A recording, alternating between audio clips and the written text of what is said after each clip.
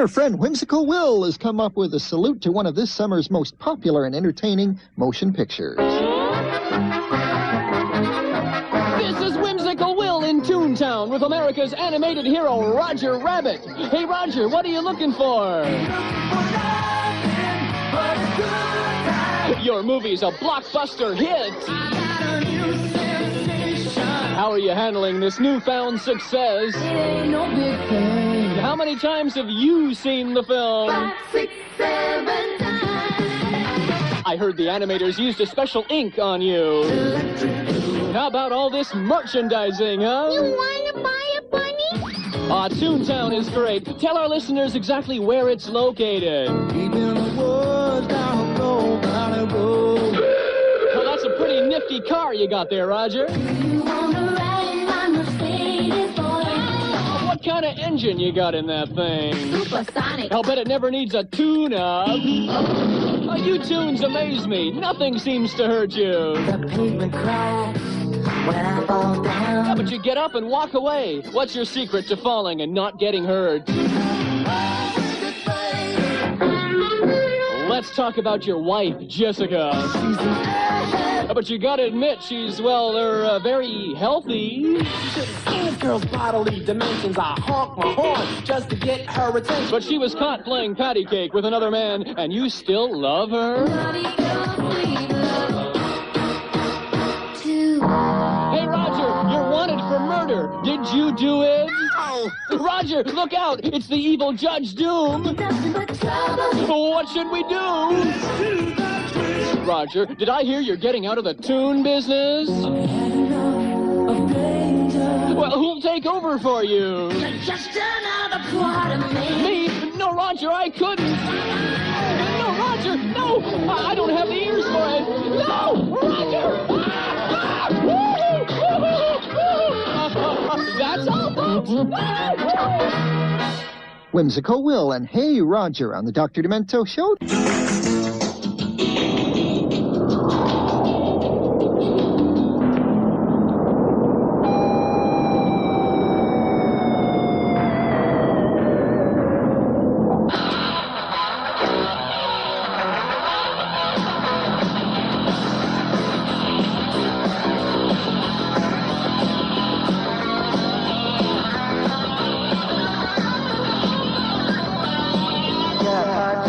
Last summer, I thought it would be great, but I just can't stand waking up at 8.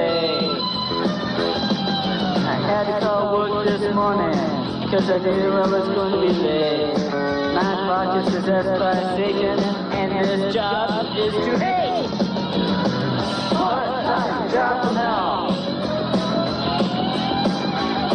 Part-time job from hell. Part-time job from hell. Part-time job from hell. So pop any munchies, pack smooth, waste some time. But when I get home, I haven't got a dime. I've been watching the clock for hours, and I had this urge to leave. So I tell my boss I have a meeting with Dr. T. Demento, that is. Part-time job from hell. Part-time job from hell. Part-time job from hell. Part-time job from hell.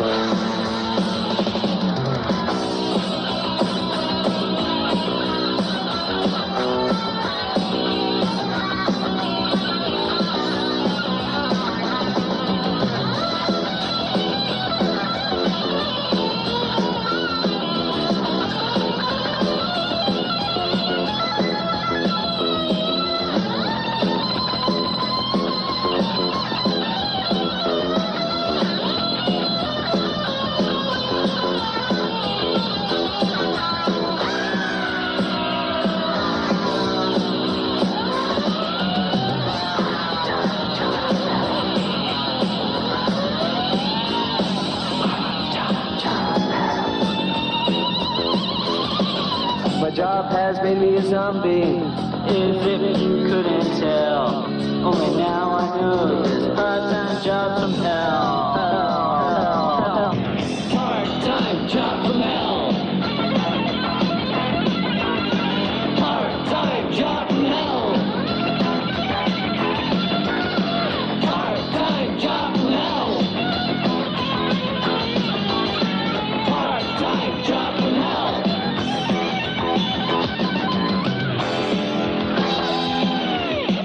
I want to hear is really a story. It's the story of Cinderella, and all the words, the first letters of each word is switched around, and it's a pretty funny story. If you can find it, I'd love to hear it. Here is a tale to make your crush flee. It'll give you poo skimples. It's a story for fee folk and biggle toe peep. That's wee folk and bigger people too. It's a story about Cinderella, who lived in a big hark house with her mean old mepstother and her two sisty uglers. And they made Cinderella do all the wordy dirt while they sat around chitty knocklets and magging rediscovered. And one day when Cinderella was in the kitchen flopping the more, the two sisty uglers came in and said, guess what? The Prancing Hints is brewing a fancy threstrol, and we're invited. It's too bad that you can't go. So Cinderella went back into the kitchen with ears in her ties, and she was just about to chickasee a frickin' when suddenly there was a lined-in flash of light. And standing beside her was a Futable Berry. And Cinderella said, who are you and what do you want? And the Futable Berry said, oh, well, I'm your Berry Fudguther. And Cinderella said, well, may I go to the ball? And the fairy said, well, that's quite a wish, but she said, okay. So she waved her magic wand, and instantly Cinderella was transformed into a Babishing Rudy. She had a long white gap and sound and a necklace of poopies and rurals. And on her few were two tiny sass clippers. And the fairy said, now you may go, but you must promise to be home by midnight. And Cinderella said, okay. So she was off. And soon she cast to the camel. That came to the castle. And Cinderella jumped out, and the first people she ran into were the two sisty uglers. And she was so beautiful, they didn't even Cinderize recognize. So they introduced her to the Prancing Hints, and he said, may I have this chance?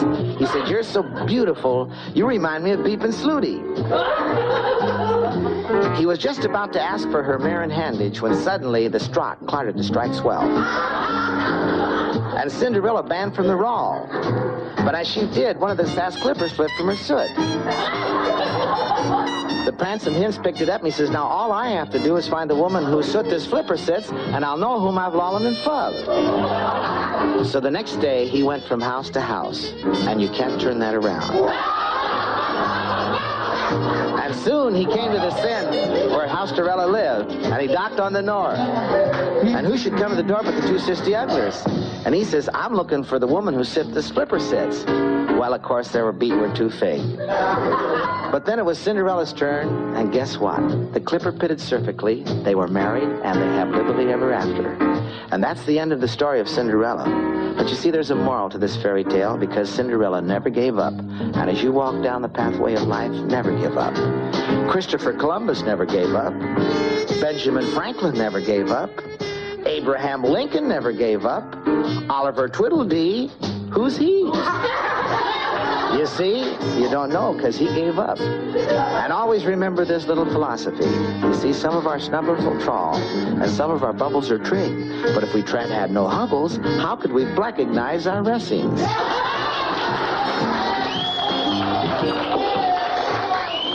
Cinderella by Jack Ross on the Dr. Demento Show.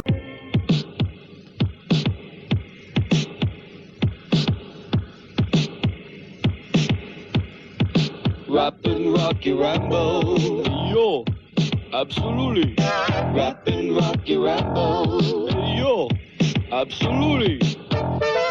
Well, I'm so tough that from out of the socket took the eye of a target. It was squished in my pocket. I drink raw eggs to make you sick. That's why I say, hey, cut me, Mick. Hey, yo, absolutely. Rappin' Rocky Rambo, hey, yo, absolutely. Well, I dodge napalm and do stuff that's scary, but I still ain't got no vocabulary.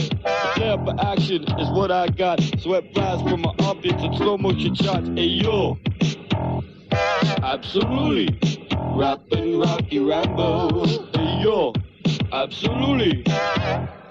Well, I am a hero to the kids of the slums that buy my candy bars to rot their gums. I'm a champion here and now. That's why I beat upon dead cows. Hey, yo. Absolutely. Rapping Rocky Rambo. Hey, yo. Absolutely. Well, my movies are spectacular, so don't get mentally irregular. I flew into Moscow, went into the ounce, took on a guy whose name I could not pronounce. The movies are full of death and mayhem, but I still love my Adrian. Hey, yo. Absolutely. Rapping Rocky Rambo. Hey, yo. Absolutely. Rapping Rocky Rambo. Hey, yo. Absolutely. Rapping Rocky Rambo. Hey, yo. Absolutely. Wake up, Mickey. Rapping Rocky Rambo. Wake up, Apollo. Don't just lather and sweat, Adrian. I'm a friend. Alright, I'm a friend. You be my turtle. South Paw. Rapping Rocky Rambo. My left hand. Ah, what splendid male role models we provide for young Americans. Rappin' Rocky Rambo. Cisco, the Fillmore 4.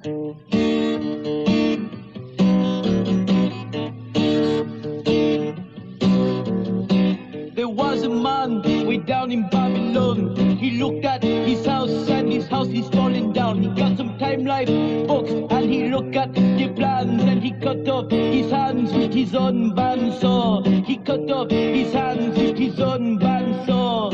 Flintstones, meet the Flintstones. They're a mad historic family. Mad historic family. From the town of Bedrock in Babylon. A page right out of history. History. They go to the driving down the street through the courtesy of Fred 2 Feet. When you're with the Flintstones, have a yabba dabba do time. A dabba do time. We'll have a gay old time.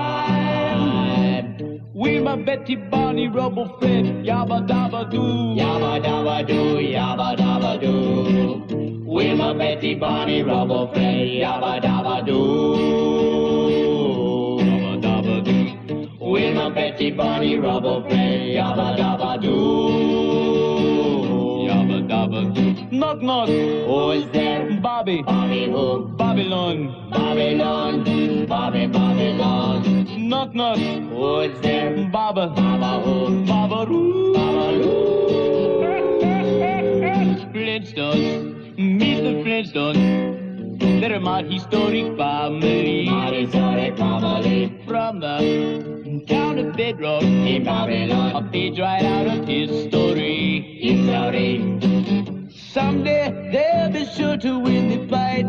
Then that cat will stay out for the night. When you're with the Flintstones, have a yabba dabba do time. A dabba do time. We'll have a gay old time. Wilma, Betty, Barney, Rubble, Fred, yabba dabba do. Dabba do. Wilma, Betty, Barney, Rubble, Fred, yabba dabba do. Yabba dabba do. Wilma, Betty, Barney, Rubble, Fred, yabba dabba do.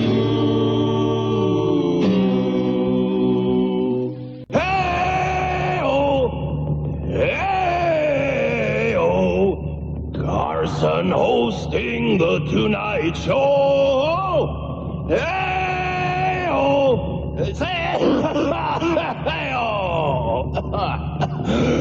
Carson hosting the Tonight Show. I work at night on NBC. Carson hosting the Tonight Show. The easiest job on TV. Carson hosting the Tonight Show. My name is Ed McMahon. I introduce Johnny. Carson hosting the is Johnny. I laugh at everything, even if it's not funny. Divorce joke, Burbank joke, Reagan joke, monologue. Did you know that Tammy Faye Baker went back to the PTL and got very angry because nobody came over to greet her? She had taken her makeup off. Everybody just assumed it was Ernest Borgnine. Yes! 1 guest, 2 guest, 3 guest, couch! Anyway, tonight's show, this is a partial best of Carson. I'm alive, but Ed is a repeat tonight. Do I have to wear this Calypso outfit on Star Search? Hey-oh! I hold in my hand the last envelope. Hey, Karnak, it's a sweepstakes with my picture on it. Hey-oh! From Hollywood, The Tonight Show, starring Johnny Carson. This is Ed McMahon, along with Doc Severinsen and the NBC Orchestra, inviting you to join Johnny and his guests, Tony Randall, Doug Henning, Joan Embry from the San Diego Zoo, and 97-year-old cheese-hurling champion Elsie Cheddarbutt. And now, here's Johnny!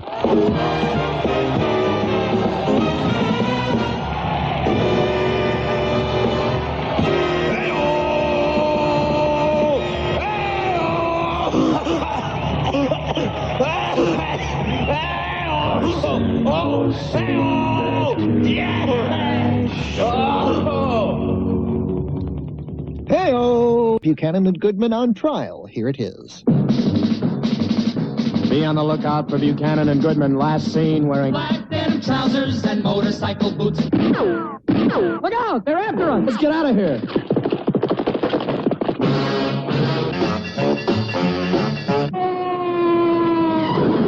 Are you Buchanan and Goodman? Yes, we are. Hello again. Well, this is a summons. You're under arrest.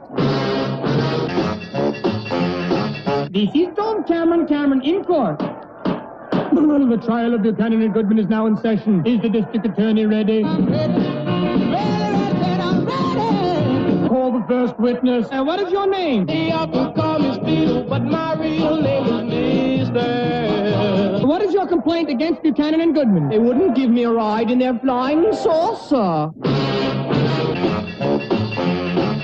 Call the next witness. What took you so long? I crashed into the jungle. Your Honor, I object. What have you got to say? Order the court. Call the next witness. Aren't you Skinny Dynamo? Yes, it's me and I'm Buchanan and Goodman, have you anything to say? You ain't nothing but a hound dog.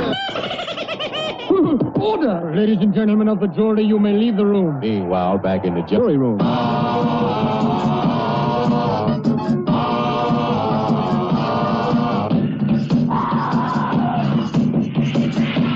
We return you now to the courtroom, where the judge is saying to the jury, and the jury is saying to the judge, Ladies and gentlemen of the jury, have you reached a verdict? yeah. Yeah. We find them not guilty. This is Tom Cameron again. And now what are you going to do with that summons? This is Tom Cameron, and this is the judge saying, That's all there is to that.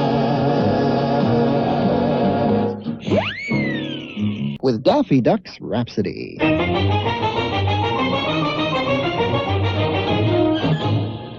Greetings. My name is Daffy. There's no other duck like me, because I'm so daffy. And the reason I'm daffy, and so gosh darned riff-raffy, and so screwy and laughy, is because those hunters won't leave me alone. Oh, why don't they hunt some other animal for a change? So that I won't have to end up on a kitchen range. But no, Duck hunting's all the rage and they won't let me be. And I'm so full of bullets, I'm lit up like a Christmas tree. There's so much I'd like to do if I just had the chance. I'd like to play and romp and even sing and do a dance. I would read the latest book, go swimming in a babbling brook. I'd like to fly the 7 seas, play hide and seek among the trees. I'd play hopscotch and double dutch and this and that and things and such. I know that isn't asking much, but all these things I daren't touch. It's bang bang here and bang bang there, bullets flying everywhere. I can't stand it any longer. I get weak and they get stronger. Hunters to the right of me, hunters to the left I see. Over hill and over dale, bullets whizzing past my tail. There's no rest and there's no peace. Won't this shooting ever cease? Morning, noon, and through the night. That's why I look such a bright. Bang, bang, bang. I'm only 16 yards ahead. Bang, bang, bang. They're shooting straight at me. Woo, woo, woo. They won't let up until I'm dead. Woo, woo, woo. Why can't they let me be? Why don't they hunt big wild moose or chase a reindeer on the loose? And possum, chipmunk, caribou, a rabbit for a rabbit stew. Raccoon, squirrels, porcupine, monkeys swinging on the vine. Leopards with or without spots. Wildcats with or without dots. Elephants, badgers, kangaroo. Lions, tigers, cows that moo. Wolf, mice, and prairie ox. Red and gray and silver fox. Daffy! They drive me daffy. Those hunters with their great big guns. They're all their uncles, cousins, fathers, sons. Crazy! They got me hazy. With all that rootin', footin', hootin', tootin', highfalutin', noisy shootin' closer. They're getting closer. With shotguns, pistols, bows and arrows, rifles, knives, and other deadly trifles. Scram now while I'm still able. You're nuts if you think that I'm gonna end up on somebody's dinner table. So goodbye. So long now.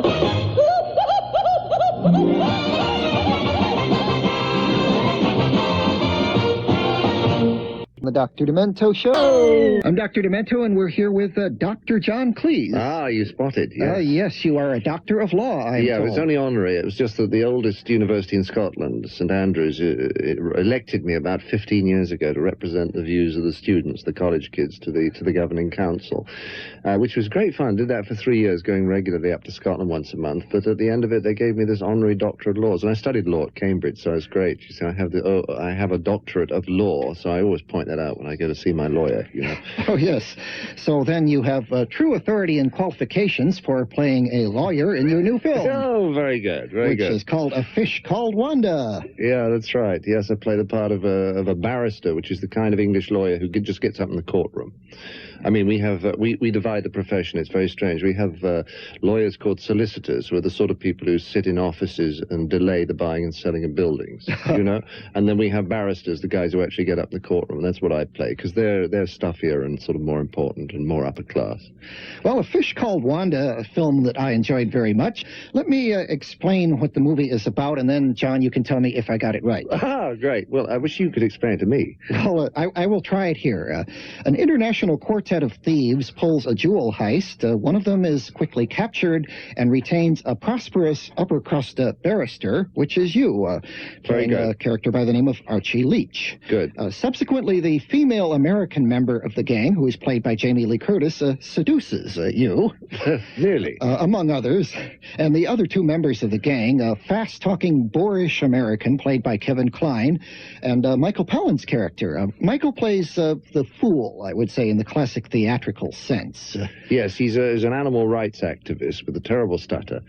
And his main job in the film, which he's told to do by the gang boss, who the police have got, is to try and kill the main witness, who's a very elderly lady. And he keeps, as you know, trying to kill her, but every time he does, he succeeds only in killing one of her small dogs. Yes. And this is very painful to him, being an animal rights activist. As one of the songs that I play a lot on my show say, dead puppies aren't much fun.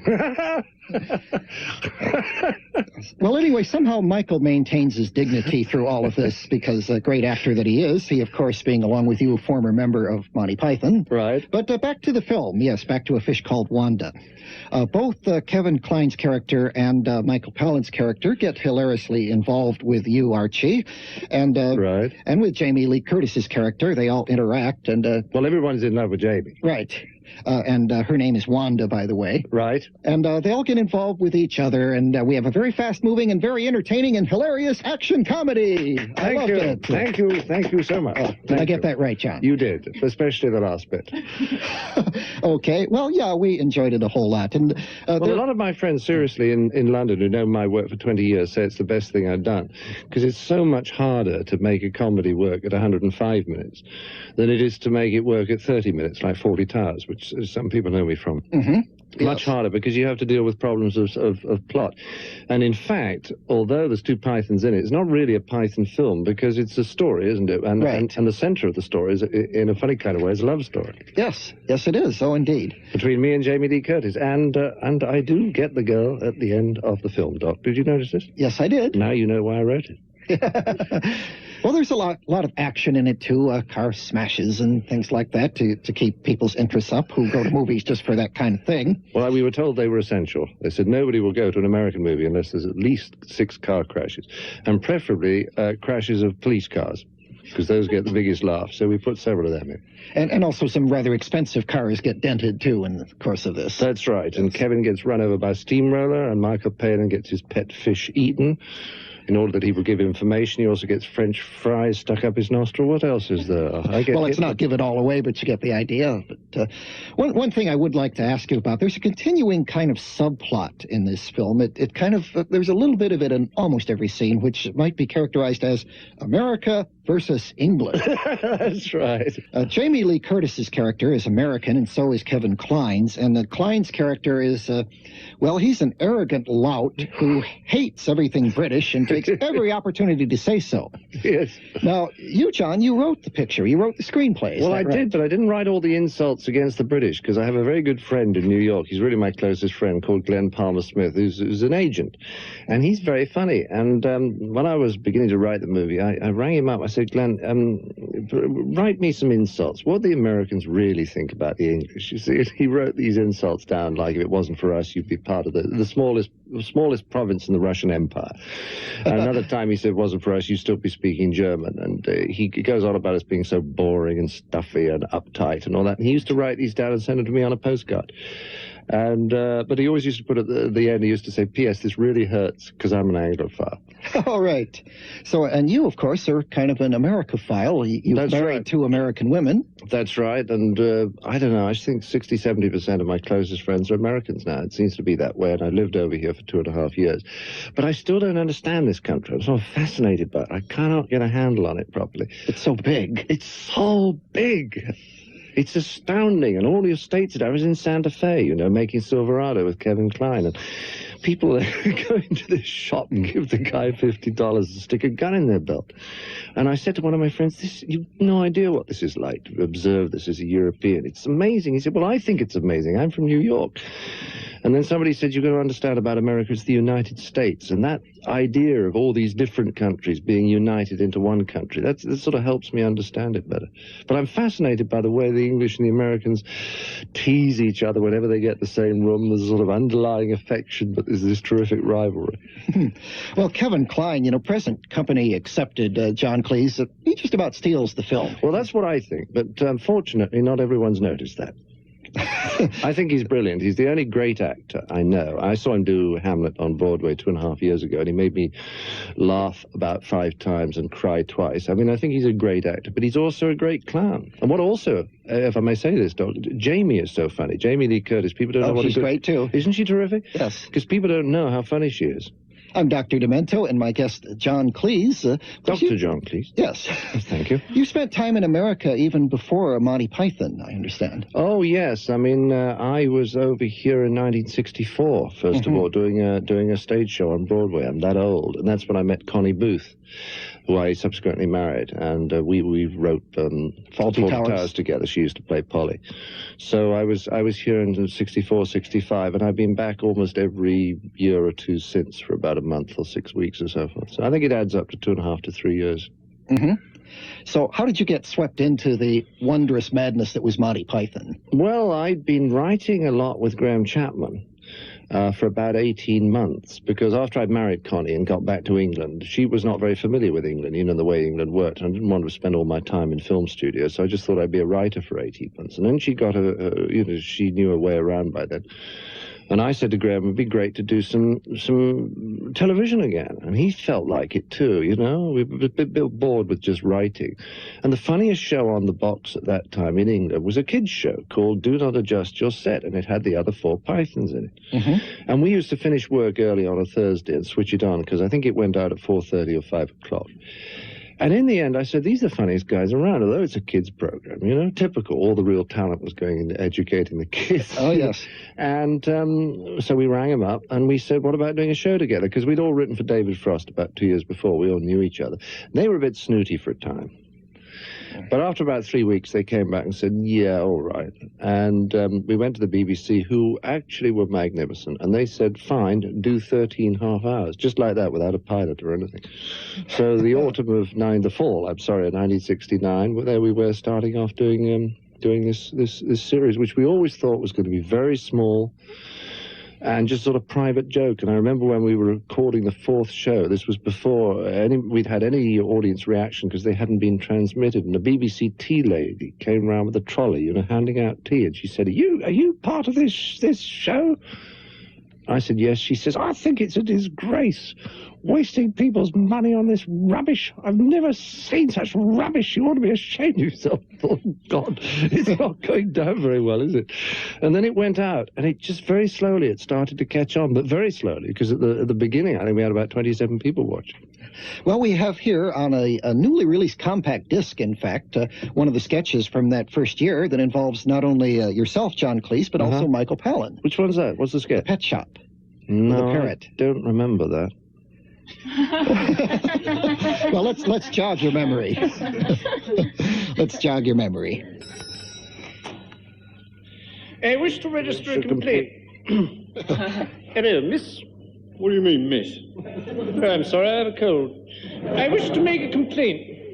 We're just closing for lunch. Never mind that, my lad. I wish to complain about this parrot, what I purchased not half an hour ago from this very boutique. Oh, yes.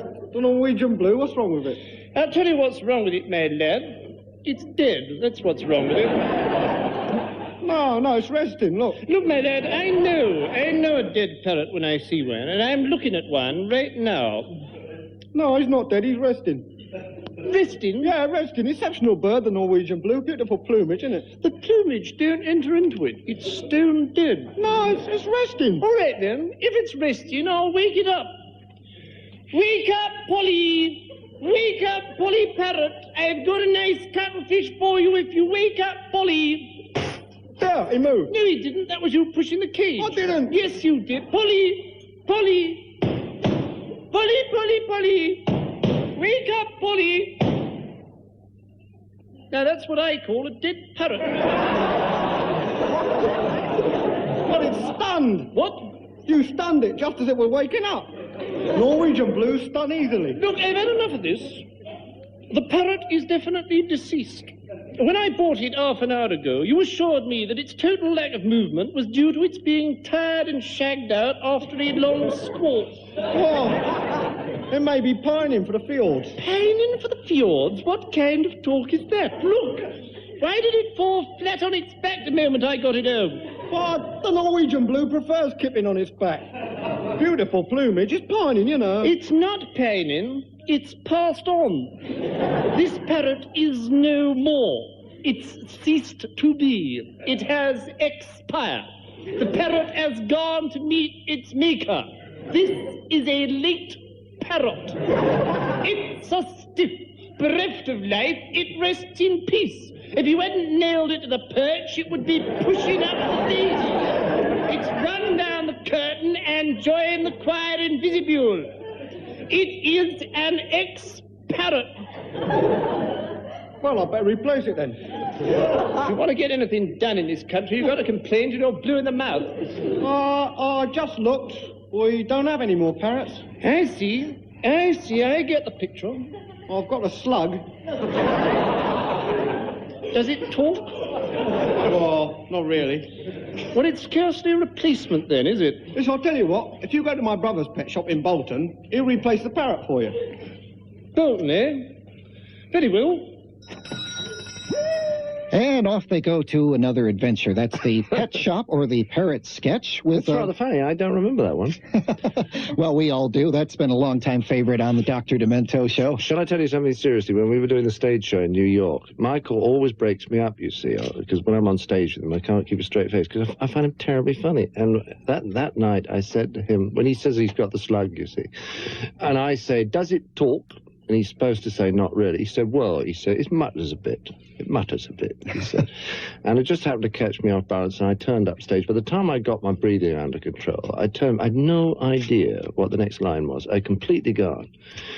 And I just turned to the audience, and I said, what's the next line? And 4 people in the front row gave me the line. And I said to myself, I said to them, would you like to do it? You know, we had this wonderful thing. It's amazing how people know these sketches. Well, of course, by that time, Monty Python had become just the cult television show among a whole generation of Americans. That's right. And it's still certainly a favorite with everybody who listens to my program. Good, good. But let me just say one thing. The Wanda is not really a Pythonic film, is it? Because, I mean, it's much more of a story, and there's a love story, yes. And it's really about four funny characters.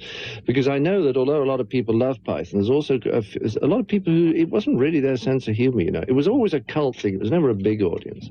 And I don't want people to be put off Fish Called Wanda because they think they don't like Python humor, because this is more, I think, like Fawlty Towers. Would you agree? Yes. Yeah. Yes, I mean, in carrying a sustained story through from the beginning to the end. And also, you're really going for the big picture here. Well, yes, we are really, because we were so determined. I mean, the last movie I made, which was called Clockwise, I mean, it did such rotten business here, because it was so English. Well, this one's got a little of the best of both worlds, shall we say. Well, there's nothing in it that Americans don't understand, because we were very careful to write it that way. I'm Dr. Demento, my guest, John Cleese, and we'll be right back to Demento Show. My very special guest, John Cleese, of Monty Python fame, and now of A Fish Called Wanda fame. John, just one more question about Monty Python. You were the first to leave Monty Python. That's quite right. That was 1973, and we'd done 3 series of 13. We'd done 39 shows, plus an extra one for kind of International Light Entertainment Festival competition. And I had not been very keen to do the 3rd series, and I wanted it just to be 6 or 7 programs. But the others put a lot of pressure on me. In the end, I did the 13, but I felt at that point that we'd done it. You know, that we'd squeezed all the good juice out of that idea, and that we were beginning, even by the end of the 2nd series, to be repeating ourselves, doing variations of what we'd already done. And I got bored. And the others, as you know, did 6 without me. Which 3 of which were very good, but they find they didn't really like the process so much, so that kind of faded away. And then we made a movie every 4 years up to 82. And after Meaning of Life, we all felt that it was too difficult now to get the 6 of us to agree on what kind of movie we wanted to make, because everybody was going off in different directions, you see, because Terry Jones, for example, would direct the Python movies. Well, Terry Gilliam is now, you know, full-time filmmaker. Well, he doesn't want to come back into the group and do animation again. He's done that. You see what I mean? So you don't see any real prospect of then another full-fledged Python project on the horizon? I don't think so, because I think it's too hard for the 6 of us to agree on it. You imagine trying to do your radio show with 5 other guys. Right. You know, it gets a bit confusing after a time. But I think what will happen is we'll turn up in each other's movies, like in Time Bandits, you know, Terry Gilliam's film. Michael Palin and I were in that, and Terry's just done another film, Adventures of Baron Munchausen. Eric Idle's in that. Michael Palin and I are in Fish Called Wanda. So I think we'll turn up and pairs and trios. Well, just as your contemporaries, the Beatles, and I've often noticed that your ages are virtually identical to those of the 4 Beatles. That's right. Just as they continue to turn up and influence our lives in many ways, I'm sure you guys will too. Well, that'll be nice. It's great that they're still running. Yes. So did you go right from Python to Fawlty Towers then? Yes, almost directly. Almost directly. And then we did 6 shows in 1975, and then six more in 1979. And then Connie and I felt, just as I'd felt about Monty Python, that we'd done it. That was it. So what came next then, John? Then I started working quite a lot in my management and sales company, making videos, you know, training videos. And it was during that time that I started working with this marvelous old film director called Charlie Crichton. And we worked so well together and enjoyed each other so much that eventually I said to him, well, let's make a feature together. And that was about 5 years ago. And then we sat down and started getting some ideas together, and that's what became A Fish Called Wanda. Yes. But Charlie's 78 next month. And he started in the film business quite a long time ago. As he points out, it was before Hitler came to power, which is pretty amazing. And he doesn't know what he's doing. He did the Lavender Hill Mob. Yeah, that's right, yes. Yeah, and he started making movies in 1946. What is that? Well, 46, wait a minute, 42 years ago. And he'd been an editor for 14 years before that. You have a rather strenuous part in A Fish Called Wanda. You do a lot of running around and get in a few scuffles now and then, and you even have a nude scene. Yes, I know. And from that, if nothing else, you're obviously very fit. Well, the first thing I did when MGM said we could have the money, I raced back to London and hired a trainer. I said, can you get rid of this? I said, slapping my belly. He said, you'll have to work hard. We just about got rid of it in time. But, you know, when you realize you have to do a nude scene and you're going to be sneered at by millions of people, it does, vanity is a very good force of making you work out regularly. Yes, indeed. I must say one thing struck me about A Fish Called Wanda. My wife and I, we saw this together. And this being a comedy about a gang of thieves, essentially, I do mean this as a compliment, but everybody in this picture strikes me as being rather nasty. There are no goody-goodies in this movie. Absolutely. Well, actually, my character starts out as a bit of a wimp. But he does finish up stealing $20 million. Yes, but you're absolutely right. I mean, somebody once said to me, an American friend of mine, he said, you know what comedy is about, John? He said, it is about lust, greed, rage, envy, jealousy. He said, show me a sitcom about St. Francis of Assisi and I'll show you a turkey. And if you actually think of all the characters on the screen that one's laughed at over the years, they're all pretty awful people. You think of W.C. Fields or Basil Fawlty, you know, they're awful people. Well, even your teenage daughter in this film, A Fish Called Wanda, is pretty nasty. Yes, that's right. Well, I claim that everything she said in the movie are things she actually said to me when she was young. She denies this. Is this an attitude that you came up with just to make this comedy work, or does that square somewhat with your attitude towards human nature in general? Oh, no, I think that you can only... laughter is always critical. Yes. Do you see what I mean? Yes. You can't laugh at anything without implicitly criticizing it. And therefore, if a character is going to be funny, there has to be something wrong with the character. It wouldn't be funny. It would be St. Francis of Assisi otherwise. So what one's always making fun of, I think, in comedy is the egotistical emotions. You see what I mean? Yes, I do. Like Kevin Kline's character, who is in fact enormously stupid but immensely conceited and thinks he's clever. And it's kind of, it's the contrast between what he was really like and what he thinks that he's like that produces the comedy from that. But women often used to say to me, you don't really like women when you do them in Monty Python sketches, do you? And I'd say, which of the men do you think we portray in a kind and admiring way, you know? Well, that has something to do with why Monty Python caught on, I'm sure, and why this film, I'm quite sure, is going to catch on. We're getting quite remarkable feedback. It's just that nobody knows who any of the people in it are. So, you know, this is a problem quite seriously, because people know me from PBS and Python, but very, very few people watch the Python show when you think of the whole of America. So people love it when they go there. But if you don't know who we are, folks, go and have a look, because it's funny. Yes, A Fish Called Wanda with Jamie Lee Curtis, Kevin Kline, Michael Palin, directed by Charles Crichton, produced by Michael Schamberg, who did The Big Chill, among others, and written by and starring you, my special guest, John Cleese. Thank you, and I'm the best. Yes, indeed. I wish we had some music or some dialogue from the film, but you'll just have to go enjoy that yourself. Everybody who's listening, thank you once again, John Cleese. Thanks, John! He's having his picture taken with half the network out there in the lobby. Good luck with the movie! Fish Called Wanda. We gotta swim along. It's almost 25 time next on the Westwood One Radio Network. And here's number 5 with Kepadata. It was April the 41st. Being a quadruple leap year, I was driving in downtown Atlantis. My Barracuda was in the shop, so I was in a rented Stingray, and it was overheating. So I pulled into a Shell station. They said I'd blown a seal. I said, fix the damn thing and leave my private life out of it, okay, pal? While they were doing that, I walked over to a place called the Oyster Bar, a real dive. But I knew the owner. He used to play for the Dolphins. I said, "Hi, Gil." You have to yell, he's hard of hearing.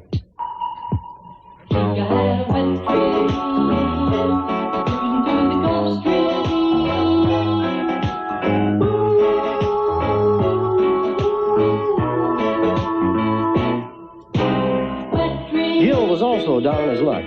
Fact is, he was barely keeping his head below water. I bellied up to the sandbar. He poured me the usual. Rusty snail, hold the grunion, shaken, not stirred. With a peanut butter and jellyfish sandwich on the side. Heavy on the Mako. I slipped him a fin. On porpoise. I was feeling good. I even dropped a sand dollar in the box for Jerry's squids. For the halibut. Well, the place was crowded. We were packed in like sardines. They were all there to listen to the big band sounds of Tommy Dorsal. What soul. Tommy was rocking the place with a very popular tuna, Salmon Enchanted Evening, and the stage was surrounded by screaming groupers, probably there to see the bass player. One of them was this cute little yellowtail, and she's giving me the eye. So I figured this is my chance for a little fun. You know, piece of Pisces. But she said things I just couldn't fathom. She was too deep. Seemed to be under a lot of pressure. Boy, could she drink. She drank a lot. I said, "What's your sign?" She said, "Aquarium." I said, "Great! Let's get tanked."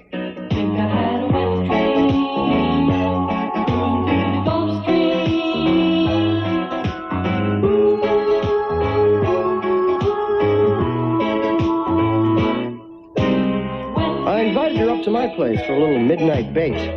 I said, "Come on, baby, only take a few minnows." She threw me that same old line. "Not tonight. I got a haddock." And she wasn't kidding either, because in came the biggest, meanest-looking haddock I'd ever seen come down the pike. He was covered with muscles. He came over to me and said, "Listen, shrimp, don't you come trolling around here." What a crab.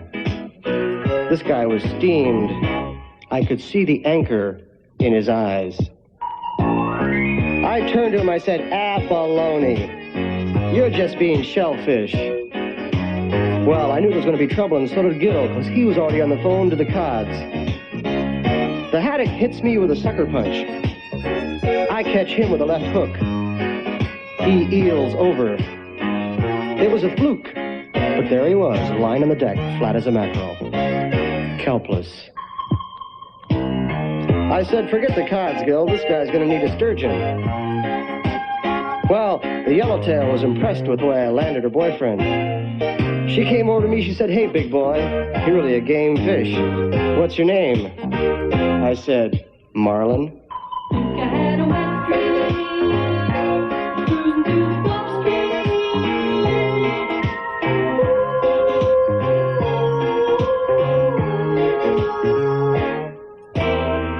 Well, from then on, we had a whale of a time. I took her to dinner. I took her to dance. I bought her a bouquet of flounders. And then I went home with her. And what did I get for my trouble? A case of the clams.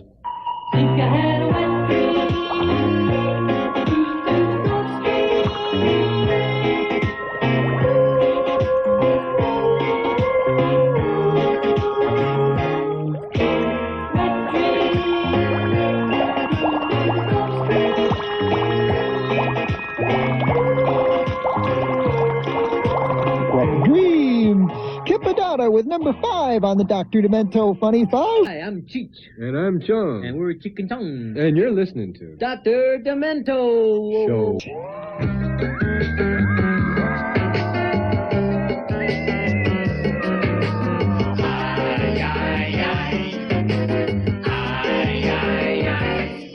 We must offer to you this confession. We like movies that give us a scare. We love Dracula, Frankenstein, mummies, and werewolves all covered with hair. We love flicks about devil possessions and giant radioactive iguanas. But the worst one, it seems, haunting all of our dreams is the cockroach that ate Tijuana.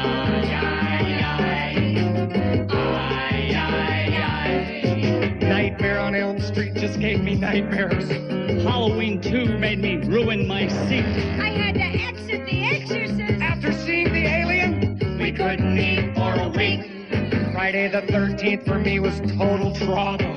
Poltergeist made me cry for my mama. Looking out on a car with the worst one by far, the cucaracha that ate Tijuana. Ay, ay, ay, ay.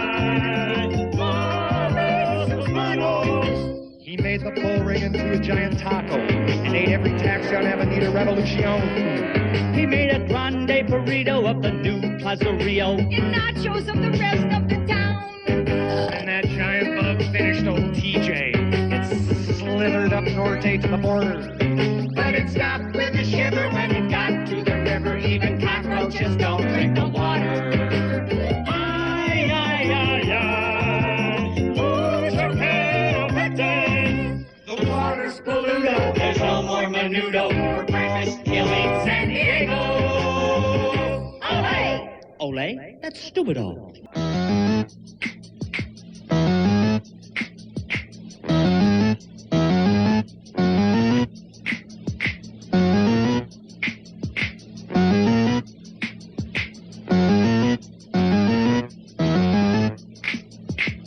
They're sick and they're psychotic, perverted and neurotic. They'll make your day chaotic, the Chainsaw Family. Their house is decorated with graves they've desecrated. They'll keep you captivated, the Chainsaw Family. Neat. Sweet. Dead meat. So sharpen your meat trimmer, make soup and let it simmer. They're having us for dinner, the Chainsaw Family.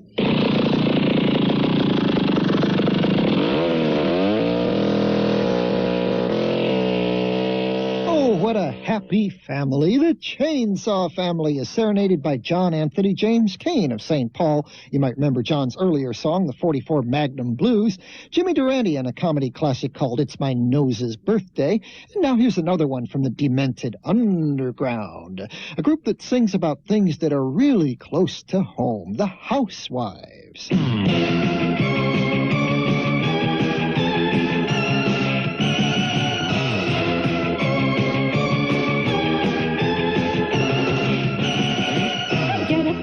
And before I start to think, I see the pile of dirty dishes waiting in the sink.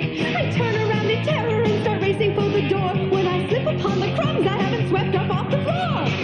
She's got domestrophobia. That's what she's got. I've got what? Domestrophobia. That's what you've got. I've got domestrophobia.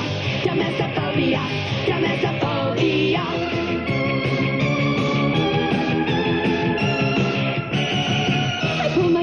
To my feet, I'm frozen in my quandary, then realize it's been 3 weeks since I last did the laundry. I panic at the thought of even starting to cook dinner. Could that be why my family just keeps on getting thinner? She's got domestrophobia. That's what she's got. I've got what? Domestrophobia. That's what you got. I've got domestrophobia. Domestrophobia. Domestrophobia. Can anybody help me? Or am I too far gone? Is there any cure for this? Is there any medicine? Is there any hope for me, or am I doomed eternally? She's got domestrophobia. That's what she's got. I've got what? Domestrophobia. That's what you've got. I've got domestrophobia. Domestrophobia. Domestrophobia. Pulse racing. Temperature high. Blood pressure rising. Goodbye. When I'm watching TV and I see an ad for Brillo, I run into the bedroom and start screaming in my pillow. I know that this is childish and I really have to grow up, but if I see a handy wife, I think that I will throw up. She's got domestrophobia. That's what she's got. I've got what? Domestrophobia. That's what you've got. I've got domestrophobia. Domestrophobia. Domestrophobia. Domestrophobia. Domestrophobia. The score was 6.5 to nothing on the Booyah baseball field that day. The Litwack Chowders were winning, and the sky was a greenish gray. But when they saw me coming, all of Melmac yelled, "Hooray! Get rid of the room!" They knew their luck was changing. It was Alfer's turn to play. Did I crack under pressure? Did I buckle under his knuckler? Not Gordon Shumway. I turned to the roaring crowd and I said, "Take me out to the ball game. Now it's my turn to bat. It's my favorite of all games, and I'll knock this scutminder flat. Lob a couple of fish heads, and I'll send them into the clouds. Take me out to the ball game. I love the roar of the crowds." The Chowders all were terrified. The thrower was a wreck. He winds it up and lets it fly, and it hits me in the net. Yikes! Strike one! Strike! He beamed me with a trout ball. Where'd you win your umpire license? In a lottery? Melmac's honor was at stake. I looked out to the mound, but this one hits me in the leg, and it knocks me to the ground. Strike two! Strike! Yeah, strike, it struck you, didn't it? I gripped the bat and braced myself for the third and final swing. And just to throw the thrower off, I took time out to sing. Lob a couple of fish heads, and I'll send them into the clouds. Take me out to the ball game, 'cause I love the roar of the crowd. The crowd was going crazy, screaming out my name. Hey, someone, take a shower. The thrower lobbed a wicked curve. It whistled as it came. I met it straight and steady. I connected with a crack. It's going, it's out of here. It took off like a rocket, and it's never coming back. Take me out to the ball game. Hear the crack of my bat. It's my favorite of all games. I knocked that sucker flat. I'm a Booyah baseball hero, 'cause I sent it into the clouds. Ha! Take me out to the ball game, 'cause I love the roar of the, just adorable, love the roar of the crowds. Hey, not bad for a 230-year-old rookie, huh? Ah, this world! Those Melmac girls sent me out of this world! Of all the girls round the galaxy, there's only one kind of girl that's really for me. Far from beyond the Andromeda Sea, those Melmac girls fit my fantasy. They got looks I just can't live without. Hey, I guess I'm a sucker for a long, lean snout. Those Melmac girls, they're out of this world. Those Melmac girls send me out of this world. Those Melmac girls, hey, they're out of this world.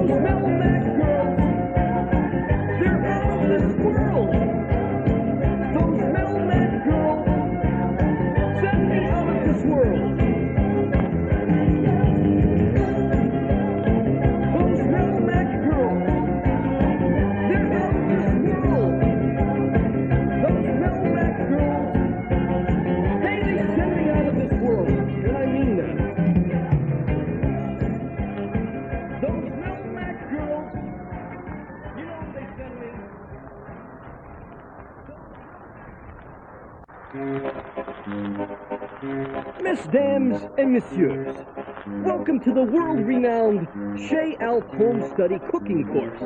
Today, the waddling gourmet, Chef ALF himself, moi, is going to teach you how to whip together a dazzling array of delicious dishes. And the forks won't taste too bad either. First, we'll start with a specialité from the Headlock region of Melmac. Filet of fungal with a wartlap sauce. Now you're going to need a couple of things. A quart of glop, a piece of snarf the size of a small turnip, or is it a turnip the size of a small snarf? Never mind. 4 pounds of Melmacian mustard mung, salt and pepper to taste. Oh, also an oven about the size of, well, a cat. You ready? Then let's get cooking.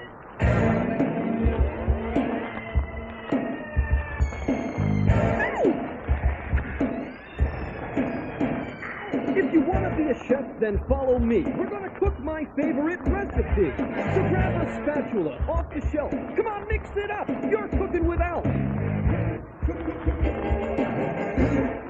Cooking with ALF. We're burning up. We're cooking with ALF. Cooking with ALF. We're hot tonight. We're cooking with ALF. Take a cup of Brisbane, a dozen eggs, a grindle snap with all the legs, a marmalade, make sure it's clean. And now we're talking haute cuisine. A flaky fluke is the cat's meow, so add one to the stew pot now. Some yackalopes for that extra crunch. What do you call it? I call it lunch. Cooking with ALF. We're burning it up. We're cooking with ALF. Cooking with ALF. We're hot tonight. We're cooking with ALF. Slice it, dice it, chop and fry. Shake and bake, then liquefy. Roast it, toast it, broil and grill. If this don't taste good, nothing will. Knead it, weed it, spinach rye. Throw it in the air like a pizza pie. Cook a week and then reheat it. And hope that you don't have to eat it. Cooking with ALF. We're burning up. We're cooking with ALF. Cooking with ALF. We're hot tonight. We're cooking with ALF. Cooking with ALF. We're burning up. We're cooking with ALF. Cooking with ALF. We're hot tonight. We're cooking with ALF. Cooking with ALF. 1, 2, 3, 4.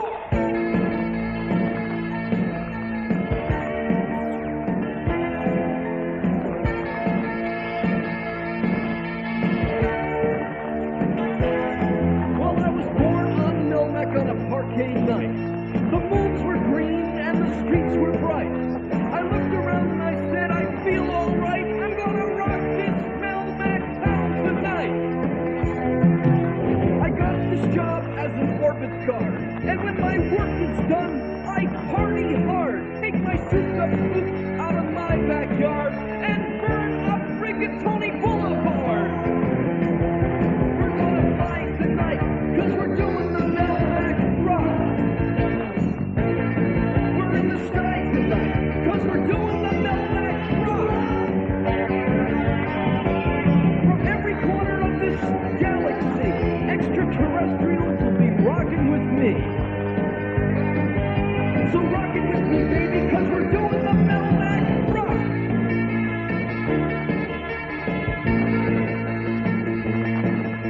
I got a pretty baby, sets my fur on fire. Her kisses burn like a telephone wire. Gonna tear up this town, we're gonna paint it blue. The cats are jumping 'cause we're coming through. We're gonna shout tonight 'cause we're doing the Melmac rock. Check it out tonight 'cause we're doing the Melmac rock. Shake it to the rhythm of my guitar. Say hi to a real live shooting star. Rock it to me, baby, 'cause we're doing the Melmac rock.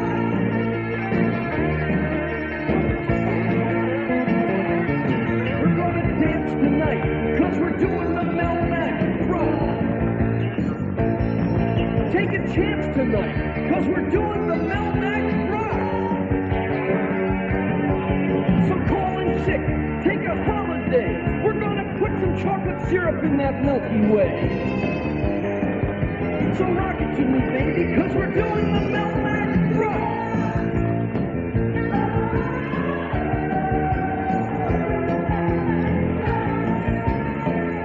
Hey, check this out. My fingers aren't even touching the strings. This one's destined for the charts. Which chart I won't say. You know, being a rock star is kind of fun. I think I'll keep the outfit. Maybe I'll dye my hair pink.